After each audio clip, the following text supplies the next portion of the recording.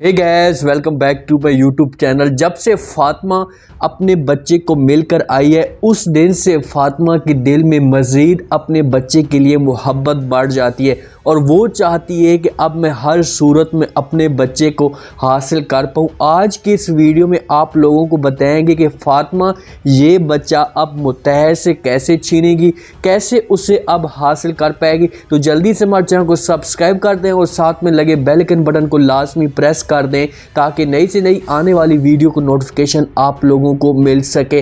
फातिमा जब घर आती है तो वो मज़ीद चाहती है और उनको धमकाना चाहती है कि मैं अब बच्चा अपना उनसे हर सूरत में ले लूँ। वो सैमा बेगम को कॉल करती है। सैमा बेगम को भी अब अपनी गलती का एहसास हो चुका होता है कि फातिमा यहाँ से गई है तो बहुत ही गलत हुआ है। अब वो चाह रही है कि फातिमा के साथ ऐसा नहीं होना चाहिए था। फातिमा कॉल करती है सैमा बेगम को, उससे कहती है कि आप मुतहर को एक दफ़ा जाकर समझा दें कि मुझे अपना बच्चा वापस कर दे, क्योंकि अनीका इस बच्चे को सगी माँ की तरह तो नहीं पाल सकती जिस तरह उसकी सगी माँ उस बच्चे को पालती है। तो सैमा बेगम ये बात सुनती है तो फातिमा को जवाब देती है, उससे कहती है कि आप जो कह रही हैं बेटा ये सब कुछ ठीक कह रही हैं, लेकिन अब ऐसा नहीं हो सकता क्योंकि मुतहर मेरी पहले सारी बातें मानता था लेकिन अब वो कोई भी बात नहीं मानता, उसकी अब सोच बदल चुकी है। यहाँ पर फातिमा उससे कहती है कि ठीक है इसकी सोच बदल चुकी है तो मेरा आपको इस जाकर एक पैगाम दे देना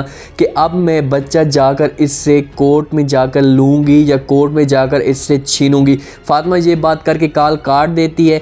अब सवेरा की जो माँ होती है नूरीन, वो चाहती है कि मरने से पहले मैं अपनी जो बेटी की ज़िंदगी है उसका मुस्तकबिल संवार कर जाऊँ। इसी वजह से वो चाहती है कि अब सवेरा की शादी इस बंदे के साथ हो जो उसका लाइफ पार्टनर हो, जो उसका हमेशा के लिए साथ दे। इसी वजह से मुतहर को अपने पास बुलाती है, उससे कहती है कि ठीक है बेटा मैं आपकी बात तो मान लेती हूँ, क्योंकि सवेरा को डाउट होता है इसी वजह से उसके ऊपर मज़ीद वो शक बढ़ाती जा रही है। उसे कहती है कि आपकी बात मैं मान लेती हूँ, जैसा आप चाहते हैं वैसे ही होगा, लेकिन मेरी एक शर्त है। मानने की बात पे मुतहर बड़ा खुश हो जाता है, लेकिन जब शर्त की बात सुनता है तो वो परेशान हो जाता है। वहाँ पर शर्त सवेरा की माँ उसे कहती है कि शादी के बाद आपने सवेरा को अपने घर में रखना है, अपनी माँ के पास रखना है, यहाँ पर नहीं रखना।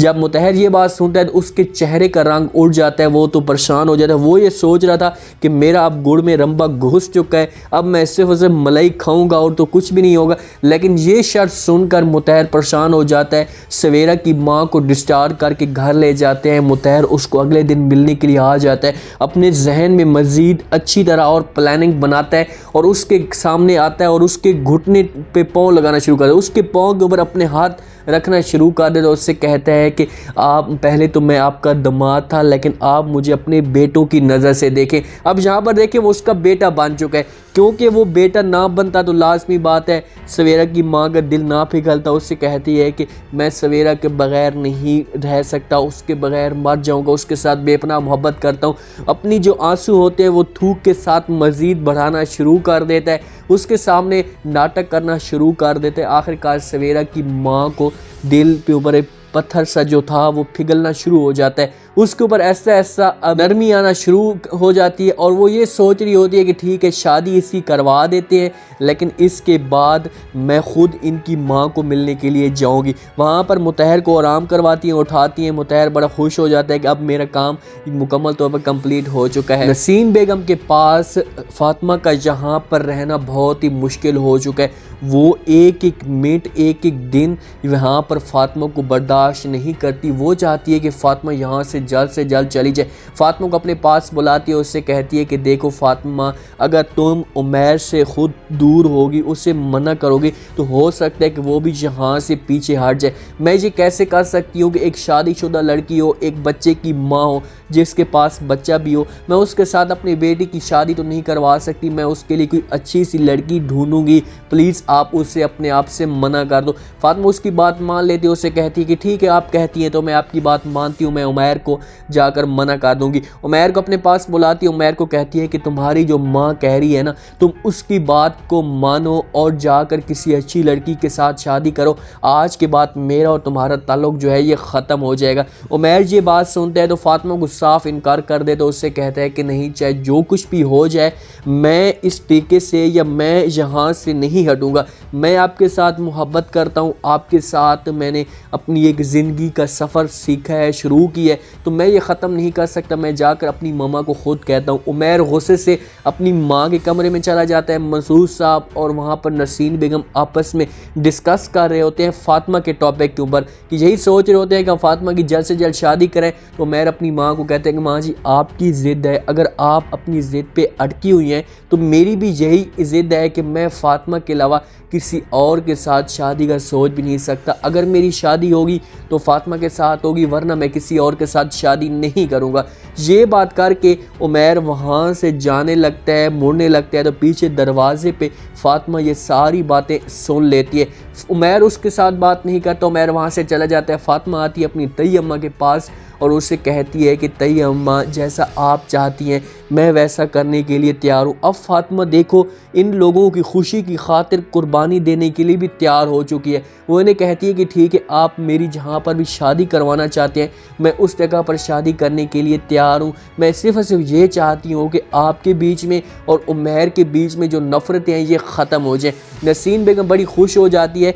मंसूर साहब के दिल में ऐसा ऐसा जो है वो नरमी पैदा होना शुरू हो चुकी है कि यार इतनी अच्छी लड़की है, इतना एक घर को ख्याल करने वाली है, फेवर करने वाली है, तो हम इसकी शादी उमैर के साथ करवा दें। उमैर तो चाहता है इसके साथ शादी करने के लिए, लेकिन नसीन बेगम नहीं चाहती कि इसकी शादी आप उमैर के साथ हो, क्योंकि सुल्ताना बेगम ने उसका दिमाग इतना ज़्यादा ख़राब कर दिया है कि वो अब हर वक़्त फातिमा के बारे में गलत सोच रखती है। वो हर वक्त फातिमा के बारे में उसके जहन में गलत ख्यालात आते जा रहे हैं। अब फातिमा सैमा बेगम को तो धमकी दे चुकी है कि मुतहर को अब जाकर बोले कि मुझे बच्चा वापस कर दे, वरना बहुत ही बड़ा मसला बन सकता है। तो सैमा बेगम जाएगी, जाकर मुतहर को बोलेगी। मुतहर तो उसकी बात नहीं मानेगा, क्योंकि वो सोचेगा कि फातिमा क्या कर सकती है, उसका साथ देने वाला इतना कोई है नहीं।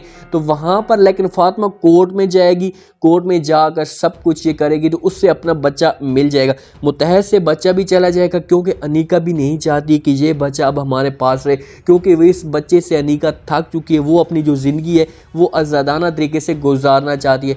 फातिमा अपना बच्चा ले लेगी और दूसरी तरफ मुतहर की शादी वाले दिन ही मुतहर की असलियत आ जाएगी। सवेरा उसे जॉब से निकाल देगी, उसे उस घर से निकाल देगी, तो उसके बाद मुतहर कंगला हो जाएगा। फिर जाकर अपने मामू को अपने मामू का एहसास होगा कि यार मेरे साथ ये बंदा ठीक था, मेरे साथ मुझे इसने इज़्ज़त दी या वैल्यू दी, तो मुझे इनके साथ ऐसा नहीं करना चाहिए था। लेकिन आखिरकार जाकर इसको अपना मामू पकड़ेगा कि आओ मेरा बेटा मेरे पास आ जाओ, तुम्हारे लिए फिर भी आज जगह है। फातिमा उसे माफ़ नहीं करेगी। फातिमा के साथ जिस हिसाब से उसने किया तो फातिमा लाजमी बात है अपना बदला ज़रूर लेगी। तो उम्मीद है आज का ये रिव्यू, आज का ये प्रोमो आप लोगों को पसंद आया होगा। आपने कमेंट सेक्शन में अपनी लाजमी देनी है कि फातिमा को यहाँ पर गुस्सा करना चाहिए या फिर ये जो गुस्सा है फातिमा का ये मौके का ही है और उसके बाद फिर ये आराम कर जाएगी, माहौल ठंडा हो जाएगा और मुतहर फिर इसे बच्चा वापस नहीं करेगा। तो कमेंट सेक्शन में अपने लाजमी ने चैनल को लाइक सब्सक्राइब लाजमी कर दें। अपना ख़ास ख्याल करें, दुआओं में याद रखें। मुझे दीजिए इजाज़त। अल्लाह हाफ़िज़।